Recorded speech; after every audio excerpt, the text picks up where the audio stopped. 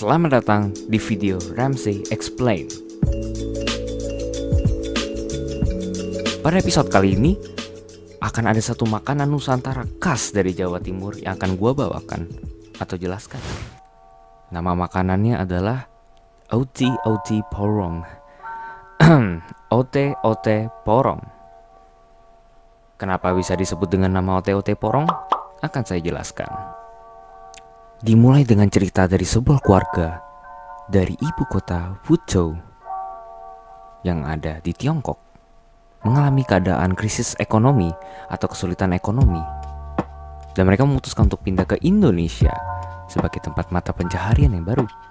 Sesampai di Indonesia, tepatnya di daerah kota Surabaya, di luar sedikit dari kota Surabaya menuju kota Malang tepatnya, mereka memutuskan untuk mendirikan sebuah kedai makan.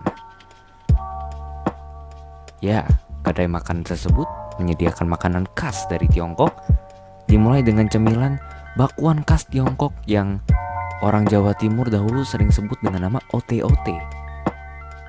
Kemudian saat mereka menjual makanan bakwan tersebut di daerah Jawa Timur, mereka mulai menyesuaikan resep dengan lidah Indonesia, dan akhirnya terciptalah makanan ote-ote porong. Jadi bisa dibilang kalau ote-ote porong adalah makanan fusion atau hasil makanan peranakan dari dua budaya yang berbeda, dua tradisi yang berbeda, yaitu tradisi Tiongkok dan tradisi Nusantara. Tradisi Tiongkok yang sering menggunakan bahan isian daging babi sebagai bahan masakan, dan kedelai pada bahan utama kulit luar dari ote-ote porong ini. Seperti yang kita tahu, ote-ote porong sendiri merupakan makanan seperti bakwan, namun dengan isian yang begitu padat. Bentuknya pun yang juga cukup besar. Kita bisa membayangkan ukurannya setelapak tangan anak remaja hingga dewasa, kira-kira dengan diameter 10-15 cm. Dan ini merupakan salah satu bakwan besar yang bisa kita nikmati. Ada salah satu makanan lain yang menyerupai dengan ote-ote porong, yakni heci. Mungkin kita pernah mendengar heci, atau kita juga pernah mendengar okonomiyaki yang dari Jepang, bakwan Jepang. Bentuknya seperti itu. Namun bedanya dengan ote-ote porong memiliki proses pembuatan yang unik dari awal.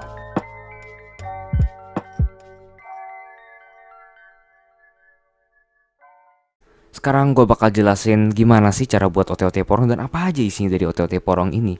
Sebenarnya isinya sangat simple. Dimulai dari isian yang menggunakan daging dan kulit luarnya ya, yang tekstur itu mirip bakwan, tepung goreng. Oke, jadi dimulai dari kulit luarnya kita memiliki kedelai, tepung beras, dan air. Supaya mereka menjadi satu ya, tepung beras dan kedelainya. Pertama kedelainya bakal dihancurin, di blender sampai halus. Dan setelah halus, baru ditambahin tepung beras dan air. Setelah itu mereka dijadi satu, diaduk-aduk menjadi satu adonan.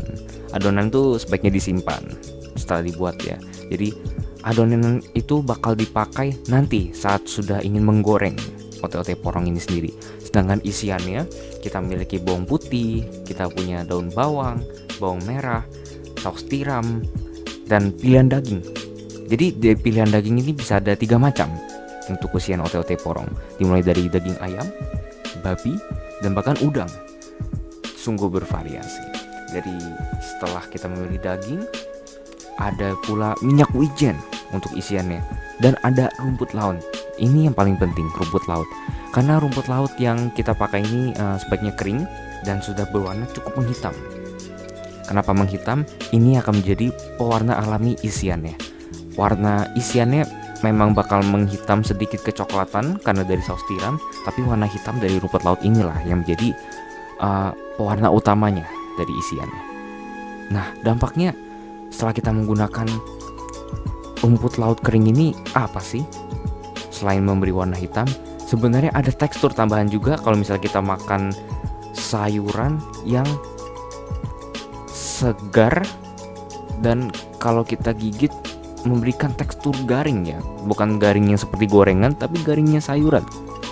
Ada kres tersendiri saat kita mengunyah sayuran sendiri, seperti sayuran mentah. Itu yang bakal dimunculkan dari tekstur rumput laut kering ketika digoreng bersama dengan ote-ote porong.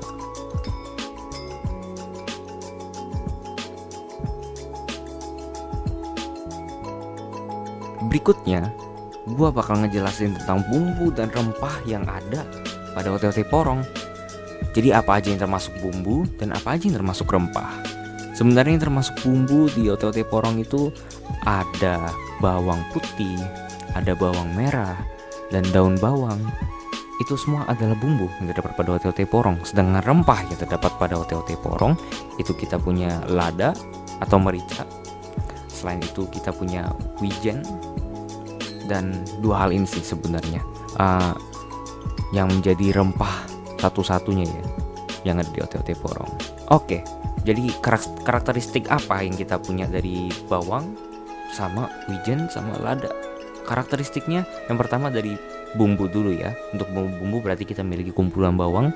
Mereka memiliki karakteristik basah, tanaman yang masih segar, yang artinya baru dipetik atau baru kita beli dari pasar. Dan mereka memiliki kandungan air, mereka basah, yang berarti gak tahan lama. Beda dengan rempah yang ada pada lada dan merica, mereka kering dan bisa ditahan lama ya, bisa disimpan lama. Umur rak kalau kita bilang, shelf life. Itulah karakteristik bumbu dan rempah yang terdapat pada ote-ote porong.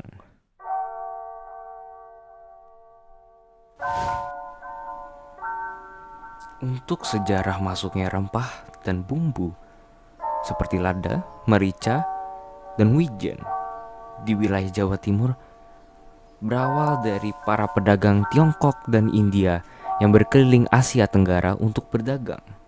Tentu para pedagang untuk berdagang.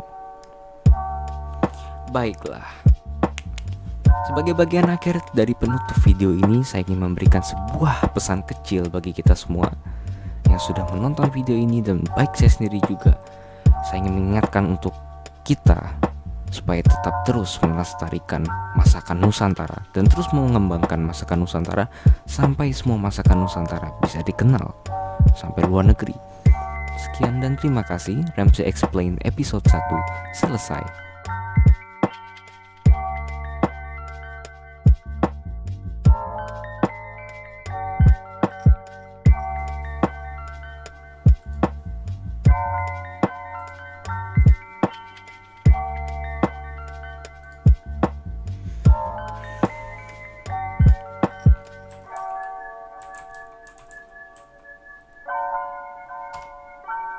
Kenapa bisa disebut dengan nama ote-ote porong?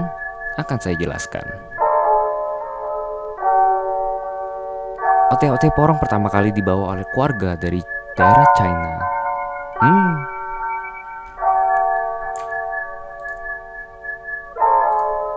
Apa tuh?